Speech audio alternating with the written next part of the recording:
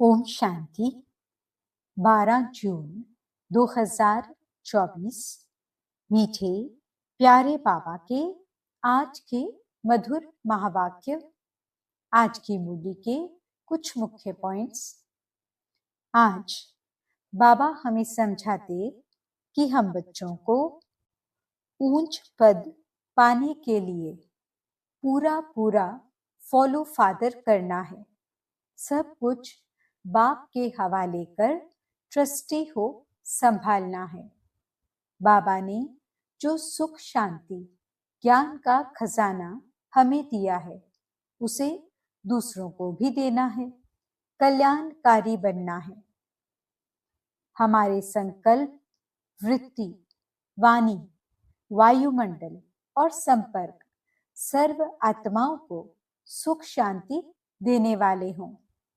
हमें अपनी ऊंची स्थिति में स्थित हो सर्व आत्माओं को रहम की दृष्टि से देखना है, पवित्र वाइब्रेशन फैलाने हैं। तो चलिए सुनते हैं आज की बाबा की मीठी प्यारी मुरली। ओम शांति। बाबा कहते, मीठे बच्चे, बाप उस रथ में आते हैं जिसने पहले भक्ति शुरू की, जो नंबर 1 पूज्य था, फिर पुजारी बना है। यह राज सबको स्पष्ट करके सुनाओ। प्रश्न, बाप अपने वारिस बच्चों को कौन सा वर्षा देने आए हैं? उत्तर, बाप सुख शांति प्रेम का सागर है। यही सारा खजाना वे तुम्हें विल करते हैं। ऐसा विल कर देते जो 21 जन्म तक तुम खाते रहो, खुट नहीं सकता। तुम्हें कौड़ी से हीरे जैसा बना देते हैं। तुम बाप का सारा खजाना योग बल से लेते हो। योग के बिना खजाना नहीं मिल सकता है। ओम शांति। शिव भगवानुवाच। अब शिव भगवान निराकार को तो सभी मानते हैं। एक ही निराकार शिव है जिसकी सब पूजा करते हैं। बाकी जो भी देहधारी हैं उनका साकार रूप है। पहले निराकार आत्मा थी, फिर साकार बनी है। साकार बनती है, शरीर में प्रवेश करती है, तब उनका पाठ चलता है। मूल वतन में तो कोई पाठ है नहीं। जैसे एक्टर्स घर में हैं तो नाटक का पाठ नहीं, स्टेज पर आने से पाठ बजाते हैं। आत्माएं भी यहाँ आकर शरीर द्वारा पाठ बजाती हैं। पाठ पर ही सारा मदार है। आत्मा में तो कोई फर्क नहीं है। जैसे तुम बच्चों की आत्मा है, वैसे इनकी आत्मा है। बाप परम आत्मा क्या करते हैं, उनका ऑक्यूपेशन क्या है, वो जानना है। कोई प्रेसिडेंट है, राजा है, ये आत्मा का ऑक्यूपेशन है ना। ये पवित्र देवताएं हैं, इसलिए इनको पूजा जाता है। अभी तुम समझते हो, यह पढ़ाई पढ़कर लक्ष्मी नारायण विश्व के मालिक बने हैं। किसने बनाया? परम आत्मा ने। तुम आत्माएं भी पढ़ाती हो। बढ़ाई है जो बाप आकर तुम बच्चों को पढ़ाते हैं और राजयोग भी सिखलाते हैं। कितना सहज है। इसको कहा जाता है राजयोग। बाप को याद करने से हम सतो प्रधान बन जाते हैं। बाप तो है ही सतो प्रधान। उनकी कितनी महिमा गाते हैं। भक्ति मार्ग में कितना फल, दूध आदि चढ़ाते हैं। समझ कुछ नहीं, देवताओं को पूजते हैं। शिव पर दूध, फूल आदि चढ़ाते हैं। कुछ पता नहीं, देवताओं ने राज्य किया। अच्छा, शिव पर क्यों चढ़ाते? उसने क्या कर्तव्य किया है जो इतना पूजते हो? देवताओं का तो फिर भी मालूम है, वह हैं स्वर्ग के मालिक। उन्हों को किसने बनाया, ये भी पता नहीं। पूजा भी करते हैं शिव की, परंतु ख्याल में नहीं कि ये भगवान है। भगवान ने इन्हों को ऐसा बनाया है। कितनी भक्ति करते हैं सब अनजान। तुमने भी शिव की पूजा की होगी, अभी तुम समझते हो, आगे कुछ भी नहीं जानते थे। उनका ऑक्यूपेशन क्या है, क्या सुख देते हैं, कुछ भी पता नहीं था। क्या ये देवताएं सुख देते हैं? भल राजा रानी प्रजा को सुख देते हैं, परंतु उन्हों को तो शिव बाबा ने ऐसा बनाया ना। बलिहारी उनकी है। ये तो सिर्फ राजा ही करते हैं, प्रजा भी बन जाती है। बाकी ये कोई का कल्याण नहीं करते हैं। अगर करते भी हैं तो अल्पकाल के लिए।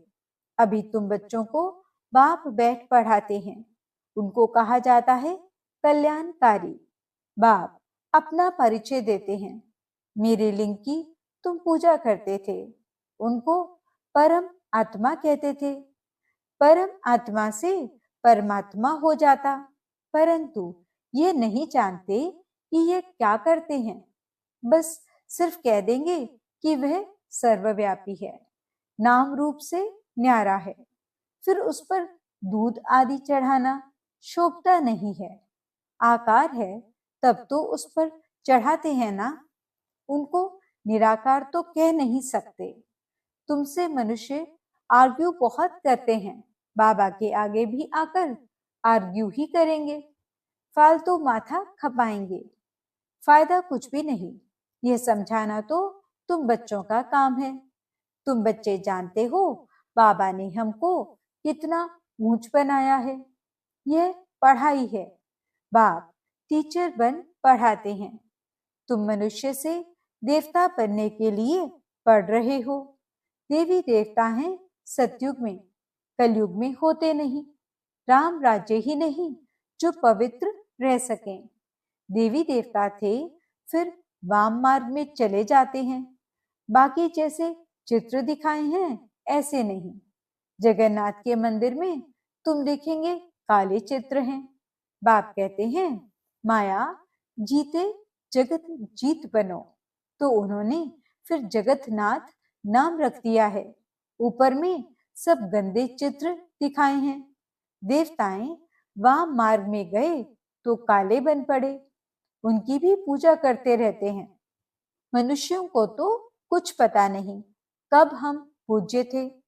84 जन्मों का हिसाब किसकी भी बुद्धि में नहीं है।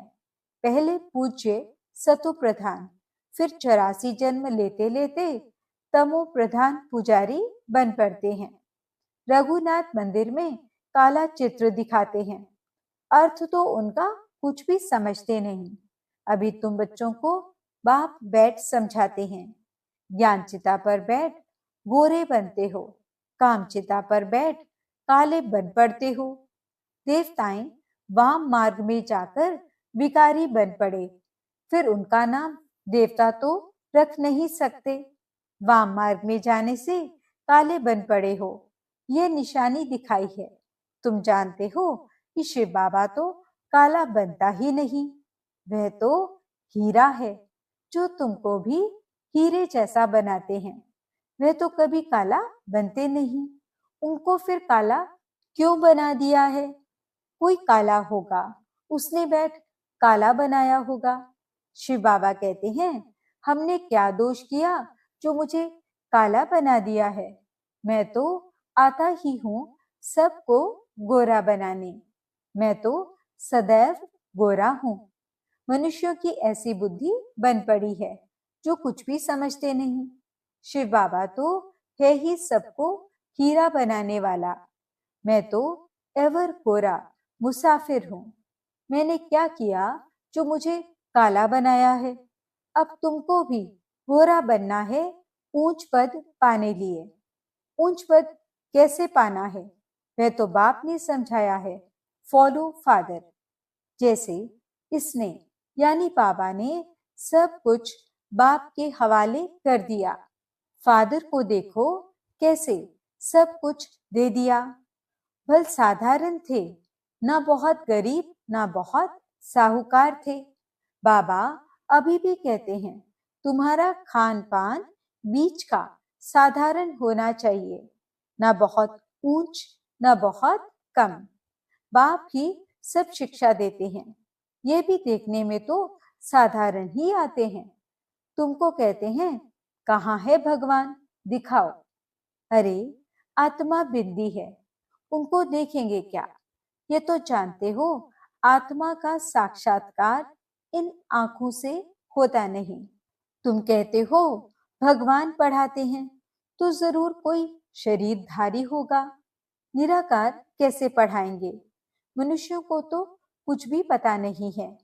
जैसे तुम आत्मा हो, शरीर द्वारा पाठ बजाते हो, आत्मा ही पाठ बजाती है, आत्मा ही बोलती है शरीर द्वारा। तो आत्मा वाच, परंतु आत्मा वाच शोभता नहीं। आत्मा तो वानप्रस्थ, वाणी से परे है। वाच तो शरीर से ही करेगी, वाणी से परे सिर्फ आत्मा ही रह जाती है। वाणी में आना है तो शरीर जरूर चाहिए। बाप भी ज्ञान का सागर है, तो जरूर किसके शरीर का आधार लेगा ना। उसको रथ कहा जाता है, नहीं तो वह सुनाई कैसे? बाप पतित से पावन बनने लिए शिक्षा देते हैं, प्रेरणा की बात नहीं। ये तो ज्ञान की बात है। वह आए कैसे, किसके शरीर में आए? आएगा तो जरूर मनुष्य में ही। किस मनुष्य में आए कोई को पता नहीं है सिवाय तुम्हारे। रचयिता खुद ही बैठ अपना परिचय देते हैं, मैं कैसे और किस रथ में आता हूं। बच्चे तो जानते हैं कि बाप का रथ कौन सा है। बहुत मनुष्य मुझे हुए हैं, किस किस का रथ बना देते हैं। जानवर आदि में तो आ न सके। बाप कहते हैं मैं किस मनुष्य में आऊं, ये तो समझ नहीं सकते। आना भी भारत में ही होता है। भारतवासियों में भी किसके तन में आऊं? क्या प्रेसिडेंट व साधु महात्मा के रथ में आएगा? ऐसे भी नहीं है कि पवित्र रथ में आना है। यह तो है ही रावण राज्य। गायन भी है दूर देश का रहने वाला। यह भी बच्चों को पता है कि भारत अविनाशी खंड है, उसका कभी विनाश नहीं होता। अविनाशी बाप अविनाशी भारत खंड में ही आते हैं। किस तन में आते हैं वे खुद ही बताते हैं, और तो कोई जान न सके। तुम जानते हो कोई साधु महात्मा में भी आ न सके। वह हैं हठ योगी, निवृत्ति मार्ग वाले। बाकी रहे भारतवासी भक्त। अब भक्तों में भी किस भक्त में आए? भक्त पुराना चाहिए, जिसने बहुत भक्ति की हो। भक्ति का फल भगवान को देने आना पड़ता है। भारत में भक्त तो ढेर हैं, कहेंगे ये बड़ा भक्त है, इसमें आना चाहिए। ऐसे तो बहुत भक्त बन पड़ते हैं। कल भी कोई को वैराग्य आए, भक्त बन जाए। वह तो इस जन्म का भक्त हो गया ना, उसमें आएंगे नहीं। मैं उसमें आता हूं जिसने पहले पहले भक्ति शुरू की। द्वापर से लेकर भक्ति शुरू हुई है। यह हिसाब किताब कोई समझ न सके। कितनी गुप्त बातें हैं।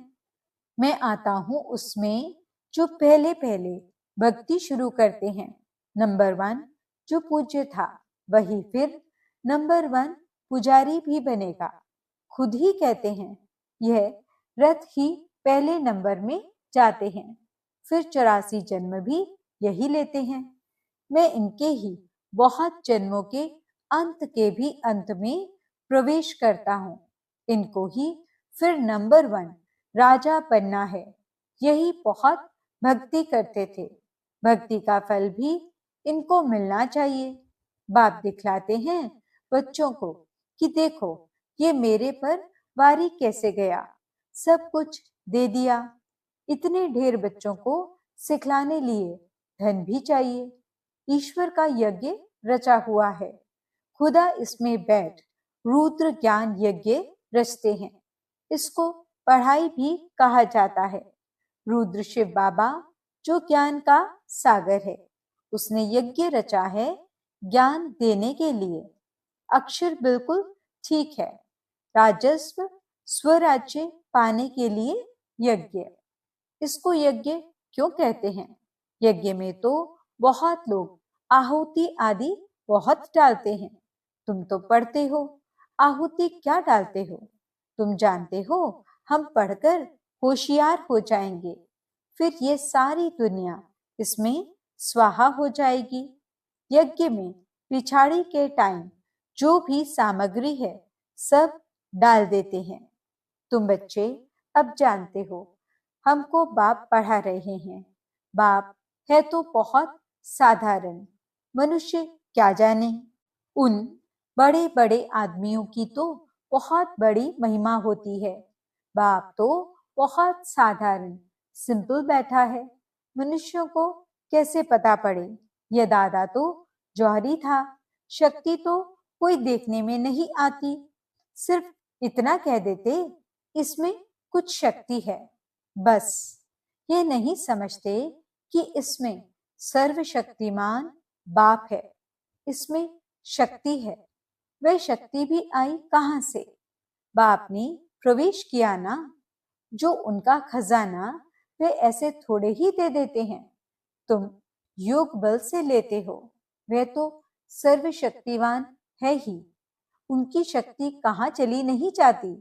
परमात्मा को सर्वशक्तिमान क्यों गाया जाता है, यह भी कोई जानते नहीं। बाप आकर सब बातें समझाते हैं।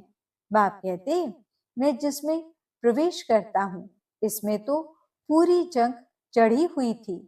पुराना देश, पुराना शरीर, उसके बहुत जन्मों के अंत में आता हूँ। कट जो चढ़ी है वह कोई उतार न सके। कट उतारने वाला एक ही सतगुरु है, वह एवर प्योर है।